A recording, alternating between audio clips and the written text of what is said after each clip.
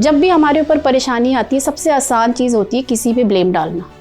और बेचारे भगवान तो ऊपर बैठे हुए हैं, वो तो कुछ बोलने आ नहीं रहे हैं, तो सबसे आसान है उन पे ब्लेम डाल देना कि भगवान तुमने मेरे साथ क्या कर दिया, without realising that we are the creator of all that we are creating in this life. तो मुझे रियलाइज़ हुआ कि वाकई में कोई हायर शक्ति है जो मेरे से कनेक्ट होके मेरे थ्रू लोगों को गाइडेंस दे रही।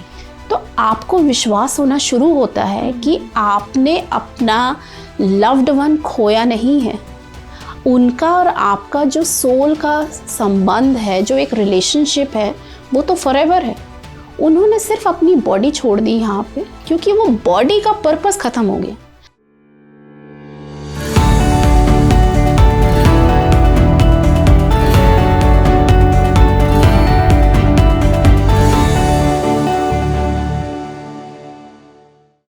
इंसान वो चेहरा खूब सजाता है जिस पर लोगों की नजर होती है, लेकिन अपनी आत्मा को सजाने की कोशिश नहीं करता जिस पर परमात्मा की नजर होती है। नमस्कार, स्पीकिंग ट्री की खास पेशकश में आप सभी दर्शकों का मैं आंचल वर्मा बहुत बहुत स्वागत करती हूँ। दोस्तों, आज का ये शो बेहद ही रोचक है। वो क्यों? क्योंकि आज हम आत्माओं, आपके सपनों और आध्यात्म इसमें क्या कहता है, इससे जुड़ी हुई कई रोचक बातों पर आज हम लोग बात करेंगे। और इस पर, इन रोचक मुद्दों पर बातचीत करने के लिए आज हमारे साथ मौजूद है, हमारे स्टूडियो में अपना कीमती समय निकाल कर यहाँ आई है जानी मानी स्पिरिचुअल कोच शिल्पी कैम्बोजी। तो चलिए अब आप और हम मिलकर इनका स्वागत करते हैं और फिर शो को आगे बढ़ाते हैं। शिल्पी जी, आपका बहुत बहुत स्वागत है। धन्यवाद आंचल जी, थैंक यू मुझे यहाँ बुलाने के लिए। जी शिल्पी जी, जैसे कि आज मैंने कहा स्टार्टिंग में ही कि आज बहुत इंटरेस्टिंग ये शो है। क्यों? क्योंकि आज हम लोग बात करेंगे आत्माओं से जुड़कर, यानी कि आत्मा क्या है। बहुत सारे लोग इस पर बात करना पसंद नहीं करते, कई लोग डरते हैं कि हमें सुनना नहीं है। तो मैं आपसे जानना चाहूँगी सबसे पहले, क्योंकि आत्माओं के बारे में आज हम बात करेंगे, तो मैं आपसे जानना चाहूँगी आत्मा क्या है, उसकी क्या फॉर्म होती है, क्या वो लाइट है, क्या एनर्जी है, प्लस उसका वास्तविक स्वरूप क्या है और कौन कौन सी क्वालिटीज़ आत्मा के अंदर है। थोड़ा सा विस्तार से मैं जानना चाहूँगी आत्मा क्या है। जी आंचल, और बिल्कुल आपने ठीक बोला, लोगों को इसके बारे में मिथ्स भी हैं, इतनी कन्फ्यूजन भी है, क्लैरिटी भी नहीं है। तो मैं आपको अपने एक्सपीरियंसेस से जो बताना चाहूँगी वो ये बताना चाहूँगी जो मैं मानती हूँ और जो समझती हूँ। हम बोलते हैं कि आत्मा ही परमात्मा है। आत्मा एक परमात्मा का ही अंश है जिसको परमात्मा ने बनाया है। और जहाँ पे जो मैं बैठी हूँ, आप बैठे हैं, हम सभी एक आत्मा है जिसने ये शरीर लिया हुआ है।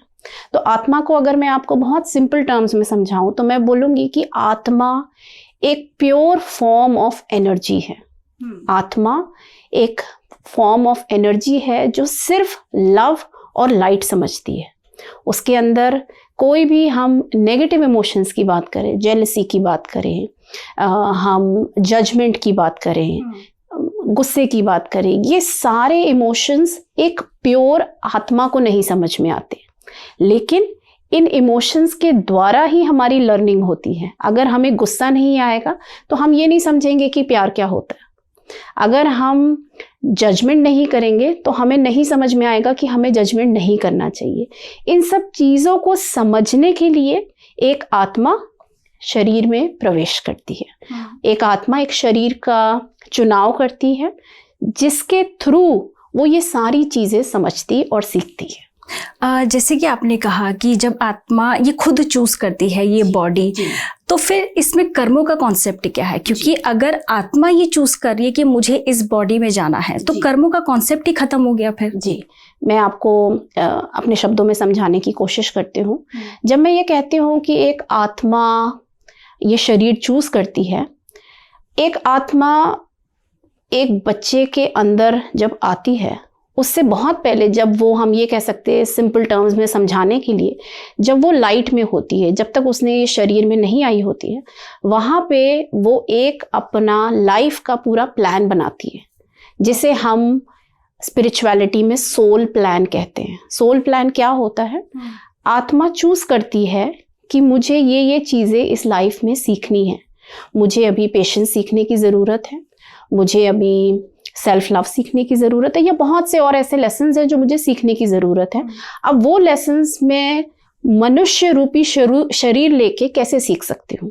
तो इसके लिए आत्मा एक अपना प्लान बनाती है जिसमें वो चूज़ करती है कि ये मेरे माँ बाप होंगे, ये मेरे भाई बहन होंगे, मेरा शरीर ऐसा होगा, मेरे शरीर में ये कमियां होंगी या कमियां नहीं होंगी, मैं इस सिटी में, इस कंट्री में, इस टाइम पे मैं पैदा होंगी, मेरा नाम ये होगा।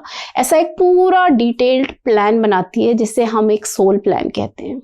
और जब हम इस शरीर में वो आत्मा प्रवेश करती है, वो अपने सोल प्लान के हिसाब से लाइफ जीना शुरू करती है। ओके हमने ये शरीर चूज किया, हमने जब वहाँ पे लाइट में थे बड़ा क्लियर हमारे को अंडरस्टैंडिंग थी कि ये चीज़ें हैं जो मुझे सीखने की ज़रूरत है। जब मैं इस शरीर में आती हूँ तो मैं वो सारी चीज़ें भूल जाती हूँ, क्योंकि वो तो मैंने तब प्लान बनाया था जब मैं बिल्कुल प्योर लाइट में थी। लेकिन जैसे ही मैं इस शरीर में आई, मैं बहुत सारे रिश्तों से जुड़ गई, बहुत सारे बंधनों में जुड़ गई, और मैं वो सारी चीज़ भूल गई कि मुझे तो लव सीखना था, मुझे तो ये सीखना था कि मुझे जजमेंट नहीं करनी है। और मैं क्या हो गई, मैं इस इंसान रूपी शरीर में इतना खो गई कि इंस्टेड ऑफ अपनी सोल जर्नी मैं अपनी ह्यूमन जर्नी पे फोकस करना शुरू हो गई। तो क्या होना शुरू हो गया, मैं आपसे ईर्ष्या भी करना शुरू हो गई, मैं आप पे गुस्सा भी करना शुरू हो गई, और मैं अपना कर्मा क्रिएट करना शुरू हो गई। राइट।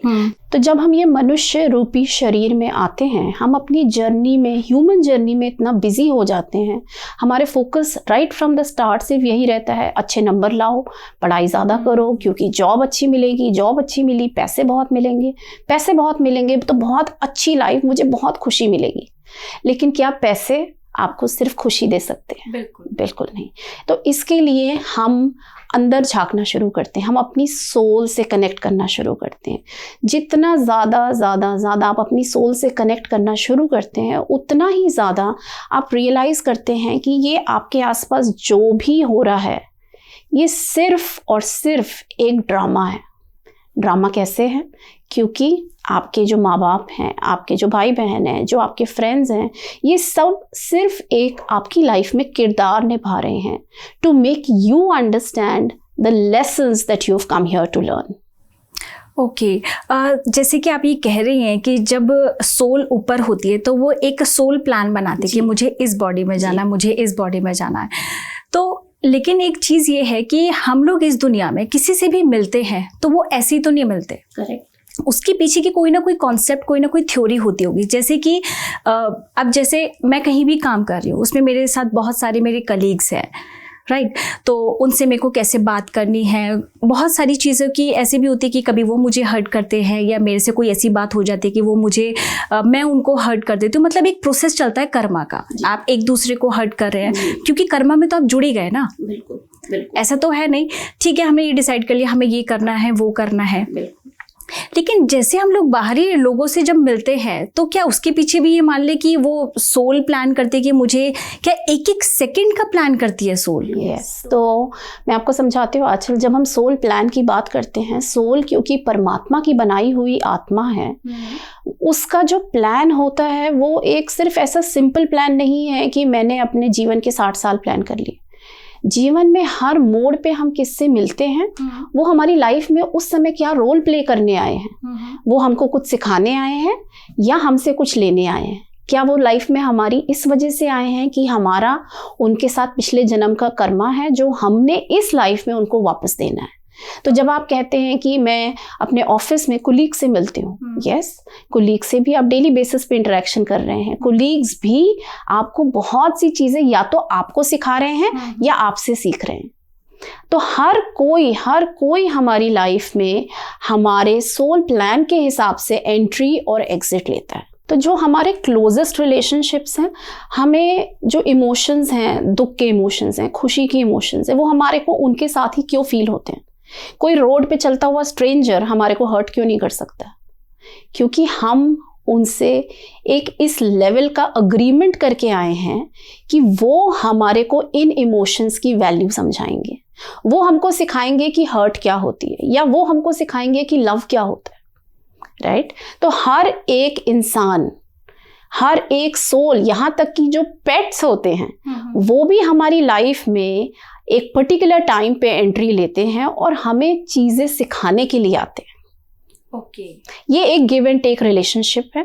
कोई भी सोल मेरे सोल के प्लान का पार्ट बनने को अग्री क्यों होती है, उसके 2 रीजंस हैं। एक, या तो उनके साथ मेरा कोई कर्मा चला आ रहा है जो मैंने इस लाइफ में कंक्लूड करना है। द सेकंड, कि हम दोनों ने मिलकर डिसाइड किया है कि ये चीज़ मैं तुमसे ही सीख पाऊंगी, इसलिए तुम, जब मैं वहां पे अर्थ पे जाऊंगी, धरती लोक पे जाऊंगी, इस मनुष्य का शरीर लूंगी, तो तुम इस रिश्ते में मुझे ये चीज़ सिखा पाओगे। शिल्पी, मैं आपसे जानना चाहूँगी गर्भ से मृत्यु तक का सफ़र के बारे में, कि कहते हैं ये सफ़र है, चलता रहेगा, लेकिन मैं जानना चाहूँगी कि अगर ये यात्रा है, ये सफ़र है, तो जब शुरू हुआ है तो डेफिनेटली कहीं तो एंड होगा।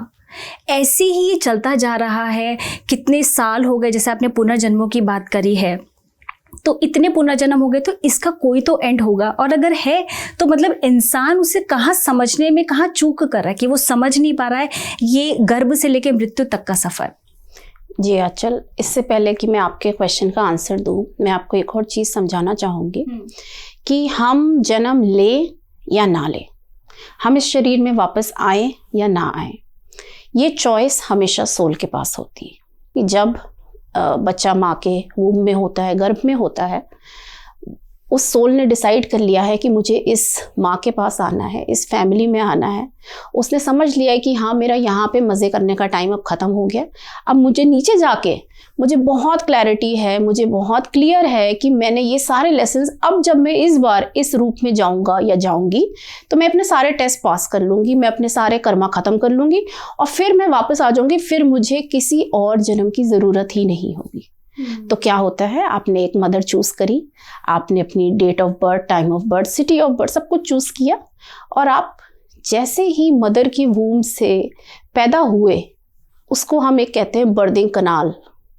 बर्थिंग कनाल मतलब जैसे ही आप उस कनाल से बाहर निकल रहे हो, आपको जितनी ये अवेयरनेस थी कि मुझे तो सब आता है, मैं तो प्योर सोल ऑफ लाइट हूँ, वो सारी चीज़ें इरेज हो जाती हैं। क्यों इरेज हो जाती हैं? क्योंकि अगर आपको ये क्लैरिटी रहेगी तो आप टेस्ट कैसे दोगे जो करने आए हो। तो इसलिए वो सारी पास्ट लाइफ की मेमोरीज हट गई, वो सारी लर्निंग्स हट गई, और अब आप अपने टेस्ट देने के लिए बिल्कुल तैयार होकर मदर के वूम से बाहर आ गए।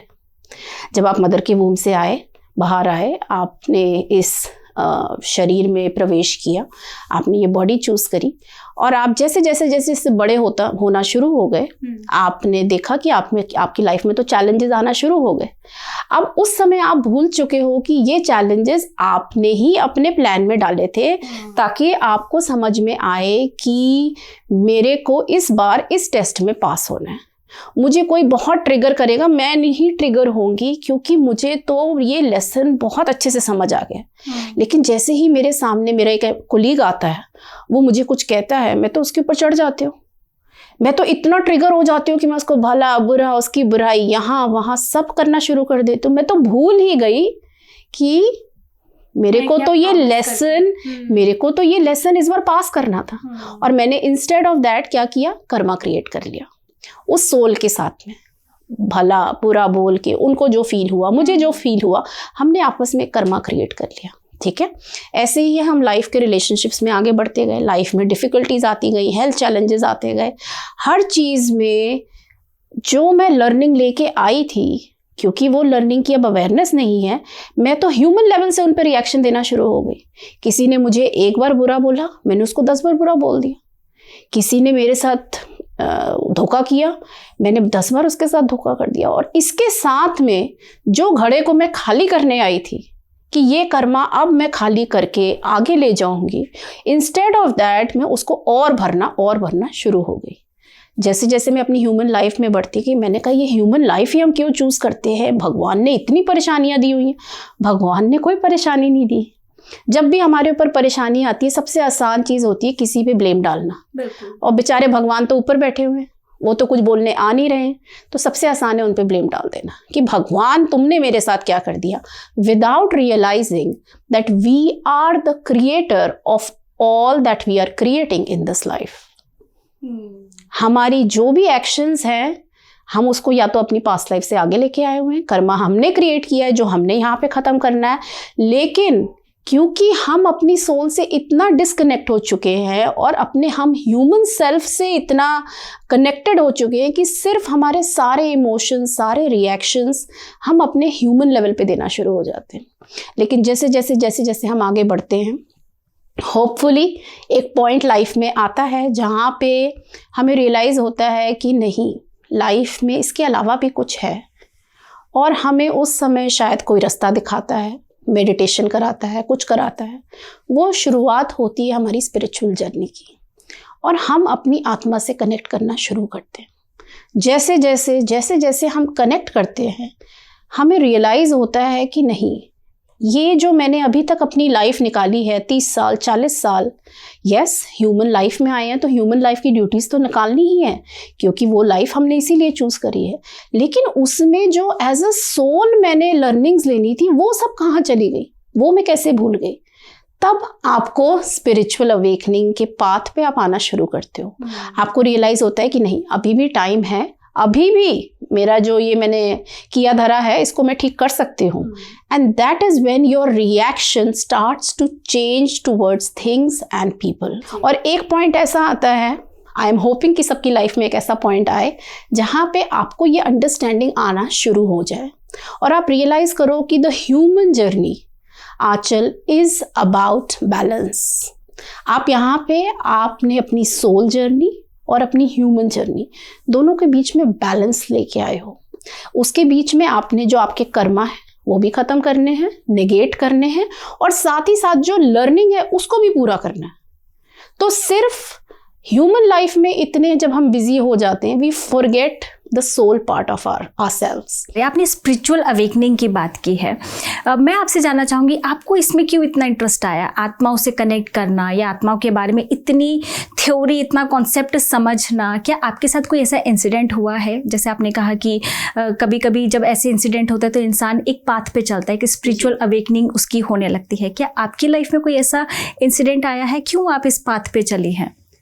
बिल्कुल सही क्वेश्चन है आपका आंचल। और मोस्ट स्पिरिचुअल वर्कर्स हम जिनकी बात करते हैं, उनकी लाइफ में कभी ना कभी ऐसा एक लो पॉइंट आया या उनकी लाइफ में ऐसा कोई इवेंट हुआ जिसकी वजह से वो स्पिरिचुअलिटी की तरफ मुड़ गए। मैं अपनी जर्नी की बात करूं तो मेरी जर्नी मुझे याद आती है तब शुरू हुई जब मेरे एक चाचा हैं जिनसे मैं बहुत कनेक्टेड थी, और उनकी बहुत सडन डेथ हो गई। उनकी डेथ हो गई, उसके बाद से मेरी लाइफ में कुछ कुछ चीज़ें ऐसी होना शुरू हो गई कि जिन्हें आप सिर्फ चमत्कार ही कह सकते हैं। जैसे मैं आपको अपना एक एक्सपीरियंस बताती हूँ, एग्जाम्पल नहीं, एक्सपीरियंस है। तो मैं और मेरी फैमिली हम गैंगटॉक गए हुए थे, गैंगटॉक के रास्ते में थे और एक ढाबे पे रुके हुए थे, और फॉर सम रीज़न मुझे रोड क्रॉस करके ढाबे के रोड के उस तरफ जाके कुछ लाना था अपनी टैक्सी से। तो जैसे ही मैंने वो रोड क्रॉस करने की कोशिश करी, मुझे रियलाइज़ नहीं हुआ कि रोड बहुत नैरो थी और यहाँ से एक टाटा सूमो, जैसे हिल्स पे मोस्टली होती हैं बड़ी गाड़ियाँ होती हैं, वो इधर से आ रही थी। तो मैंने कहा ओहो, ये तो बहुत स्पीड में आ रही है। वो टर्न था जो मैंने देखा नहीं, तो वो स्पीड में आ रही। मैंने कहा चलो मैं पीछे हो जाती हूँ, ऐसा ना हो गाड़ी भिड़ जाए मेरे में। दूसरी तरफ से जैसे ही पीछे होने लगी तो देखा कि उधर से भी एक सूमो आ रही थी और वो रोड इतनी नैरो थी। मैंने कहा अब ना मैं आगे पीछे हो सकती हूँ, ना मैं कहीं जा सकती हूँ, ना मैं किसी को आवाज़ दे सकती हूँ। कुछ सेकंड्स की बात थी ये, और अब तो मैं आज हो गया, मेरा राम नाम सत्य है। आप मानेंगे नहीं कि उस मोमेंट में क्या हुआ, किसने, कौन सी शक्ति थी, उसने मुझे उठा के रोड के दूसरी तरफ बिल्कुल सेफली, वो मैं कैसे गिर गई, वो दोनों गाड़ियाँ आर पार हो गई और मेरे बहुत हल्की सी सिर्फ खरोच आई। और जैसे ही मैं गिरी, मेरे फैमिली वालों को भी तब तक समझ में नहीं आया कि मैं रोड के बीच में खड़ी हुई थी। जब मैं गिरी उन्होंने बोला अरे क्या हो गया, कैसे गिर गए। वो आज तक मुझे चीज़ समझ नहीं आई कि कौन उस दिन आया मुझे बचाने, क्योंकि अगर उस दिन मुझे वहाँ से वो धक्का नहीं पड़ा होता, वो दोनों गाड़ियों के बीच में से मैं कैसे क्रॉस कर गई, क्योंकि जब जगह ही नहीं थी रोड पे, वो दोनों इतनी बड़ी गाड़ियाँ थी। तो वो एक बहुत ऐसा चमत्कार था जो मेरी लाइफ में हुआ। उसके बाद बहुत बहुत चीज़ें हुई, अभी भी मुझे गूज़बम्स आ रहे हैं जब मैं उस इंसिडेंट की याद करती हूँ। तो ऐसी बहुत सी चीज़ें हुई जो मुझे इस तरफ खींचना शुरू हो गई। एक दिन मैं अपने हस्बैंड के साथ और बच्चे के साथ में हम कहीं डिनर करने गए हुए थे। For no reason at all मैं जैसी उठी सीट से मैं गिर गई नीचे। और जैसे ही गिरी तो बड़ी हंसी भी आती है कि कहाँ गिर गए इतने, कैसे गिर गए। खैर एनीवेज मैंने उस पर खास ध्यान नहीं दिया। अगले दिन थोड़ा सा शोल्डर में पेन होना शुरू हुआ, तो इतना तभी मैंने ध्यान नहीं दिया। मैं लेटी हुई थी, मैंने कहा चलो मैं डेली मेडिटेशन करती हूँ। मेडिटेशन करने के लिए जैसे ही मैं लेटी, आंचल में इतना डीप ध्यान में कब चली गई कि मेरे अंदर से, यहाँ से मैंने फील करी कि एक बहुत पावरफुल वाइट लाइट अंदर आई और मेरे अंदर आके वो पूरे मेरे शोल्डर, मतलब मुझे फील हो रहा था ध्यान में भी कि शोल्डर से लेके पूरे मेरे हाथ में वो लाइट गई। और उसके बाद एकदम से मैं बाहर आई, अपने बॉडी में वापस आई ध्यान से, और मेरा वो दर्द गायब। तो ऐसी बहुत सी चीज़ें हुई जो होना शुरू हो गई। लोग मेरे साथ जुड़ना शुरू हो गए। लोगों को मेरे तरफ से जो मैं हेल्प दे पा रही थी अपने प्रोग्राम्स के थ्रू, बातचीत के थ्रू, सेशंस के थ्रू, जब मैंने देना शुरू किया तो मुझे रियलाइज़ हुआ कि वाकई में कोई हायर शक्ति है जो मेरे से कनेक्ट होके मेरे थ्रू लोगों को गाइडेंस दे रही। मैं ये नहीं बोल रही हूँ कि मैं लोगों को गाइडेंस दे रही हूँ। ह्यूमन में हमारे में इतनी शक्ति नहीं होती, हम क्या किसी को गाइडेंस देंगे, हम अपनी लाइफ संभाल लें, वही बहुत बड़ी बात है। लेकिन कोई ऐसी शक्ति है, कोई ऐसा पावर, डिवाइन पावर है जो हमसे कनेक्ट होके अब लोगों को गाइडेंस दे रहा है, ताकि वो भी अपनी स्पिरिचुअल जर्नी पे आए और समझे कि एक रीज़न है कि उनकी सोल ने ये बॉडी चूज करी है। जितनी जल्दी लाइफ में आप वो समझना शुरू हो जाओगे, उतनी जल्दी आपके लेसन्स, आपकी जो बैलेंस लर्न करने आप आए हो लाइफ में, वो कंप्लीट होना शुरू हो जाएगा। जी, बहुत ही सुंदर आपके एक्सपीरियंस है कि जिसे मतलब सही में आपने कहा कि गूज़बम्स आ गए कि जैसे ही कोई ऐसा इंसिडेंट कोई सुनाता है, नो डाउट, और आपने तो वो एक्सपीरियंस किया है, तो वो बहुत ही अमेजिंग है सुनने में भी। तो क्या कभी आपको ऐसा नहीं लगा है कि मैं इस पाथ पे जा रही हूँ, तो बहुत, क्योंकि हर जगह जब आप किसी स्पिरिचुअल, खासकर मैं बात करूँगी स्पिरिचुअल पाथ पे जब आप जाते हैं तो बहुत सारे चैलेंजेस आपकी लाइफ में आते हैं, क्योंकि आप दुनिया से हटकर चल रहे हैं। बिल्कुल, आप दुनिया के साथ नहीं चल रहे हैं कि आपको सब इजी हो जाएगा। आप एक अलग रास्ते पे चल रहे हैं, तो जहाँ पे बहुत चैलेंजेस आते हैं। कभी अब जैसे आपका जो काम है एक कनेक्ट बनाना सोल के साथ, वो भी अपने लव्ड वंस के साथ, कि अगर कोई जानना चाहता है कि भाई मैं इनसे बात करना चाहती हूँ, तो वो अपने आप में बहुत बड़ा चैलेंज होता है, राइट? तो आपने जब ये किया तो क्या क्या आपकी लाइफ में चैलेंजेस आए? मैं ज़रूर चाहूँगी कि आप हमारे दर्शकों के साथ ज़रूर शेयर करें। जी बिल्कुल आंचल, और इसकी शुरुआत, इसको मीडियमशिप बोलते हैं। मीडियमशिप वो होती है जिसमें एक मैं माध्यम बनती हूँ, जिससे आप एज अ ह्यूमन, आपने जिनको खो दिया है, आप मेरे थ्रू उनकी सोल से बात कर सकते हैं। ठीक है, इसको मीडियमशिप बोला जाता है। ग्लोबली बहुत नोन मोडालिटी है, इंडिया में इतना भी नहीं इसके बारे में जानकारी है। मेरी ये जर्नी आंचल शुरू हुई जब मेरे फादर को कैंसर डायग्नोस हुआ। मैं अपने फादर से बहुत कनेक्टेड हूँ, जैसे सारी डॉटर्स होती हैं, और उनकी जब ये जर्नी शुरू हुई, उसी टाइम पे मेरी मीडियमशिप जर्नी शुरू हुई, जिसमें मैंने समझा कि मृत्यु जैसी कोई चीज़ नहीं होती, डेथ कुछ नहीं होता है। सोल एक शरीर को तब छोड़ देती है जब उस शरीर का पर्पस पूरा हो जाता है, जैसे कि हमने समझा। पापा की जो कैंसर की जर्नी थी वो आगे बढ़ी, मेरी मीडियमशिप की जर्नी थी वो आगे बढ़ी, और जिस दिन मेरे फादर की डेथ हुई, जिस दिन उन्होंने ये शरीर छोड़ा, एज अ डॉटर मेरी आंख से एक आंसू नहीं गिरा। और मैं खुद अपने आप में हैरान थी कि मेरे आंख से मेरे फादर की डेड बॉडी सामने पड़ी हुई है, लेकिन मैं रो नहीं पा रही हूँ।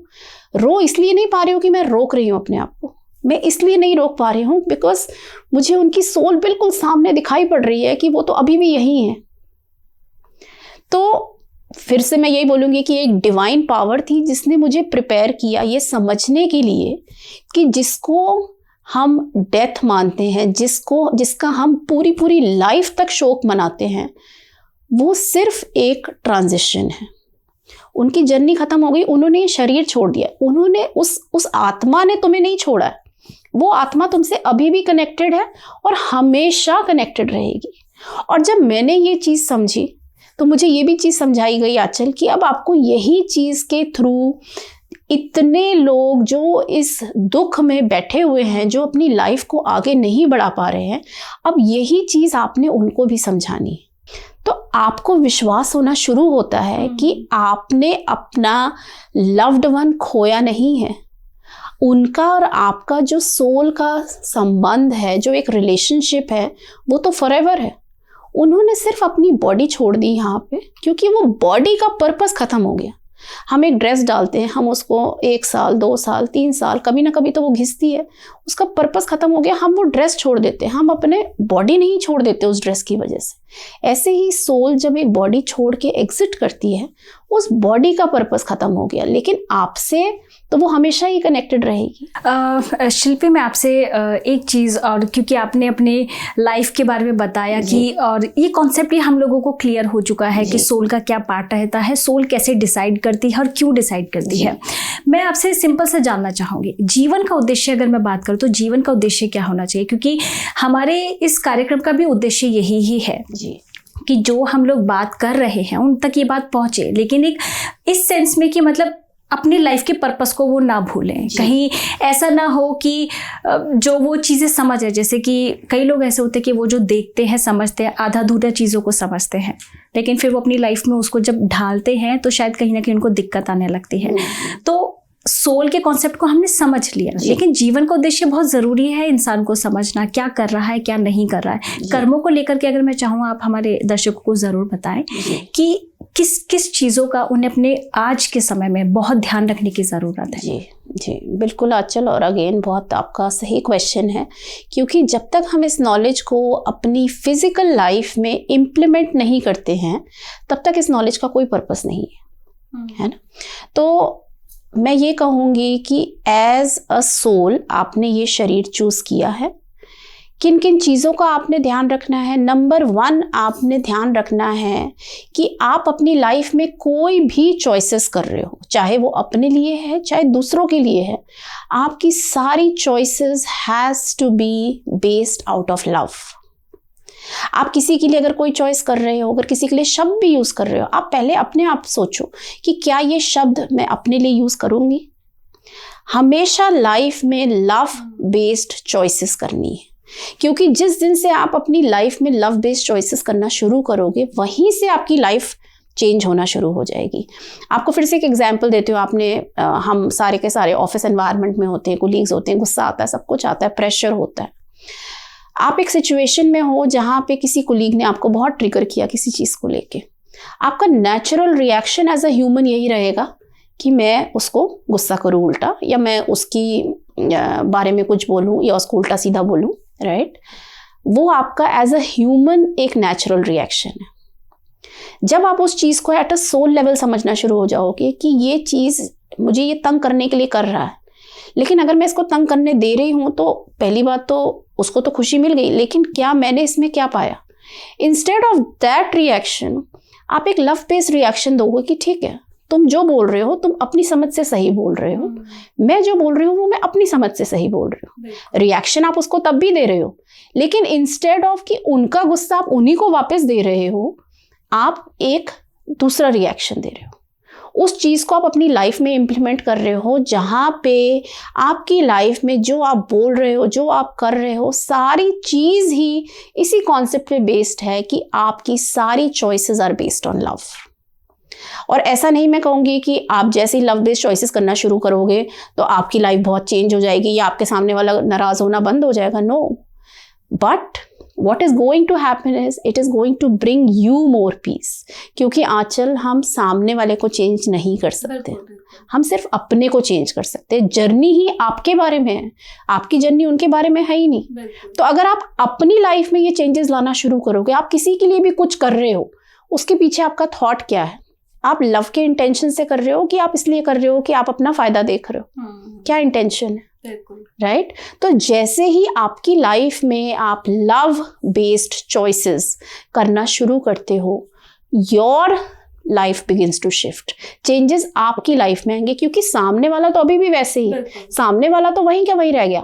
आपकी एनर्जी चेंज होना शुरू हो जाएगी, आपकी वाइब्रेशन चेंज होना शुरू हो जाएगी, और एक पॉइंट ऐसा आएगा जब आपको उन चीज़ों से फर्क ही नहीं पड़ेगा, क्योंकि वो तो वहीं रह गए, आप अपनी एनर्जी में यहाँ पहुँच गए। एंड देयरफॉर जब आप अपनी एनर्जी में यहाँ पहुँच गए तो उस इंसान के लिए आपके मन में सिर्फ गुस्सा फिर नहीं रहेगा, आपके मन में सिर्फ ये रहेगा कि ठीक है, उसका जब टाइम आएगा तो वो भी समझ जाए।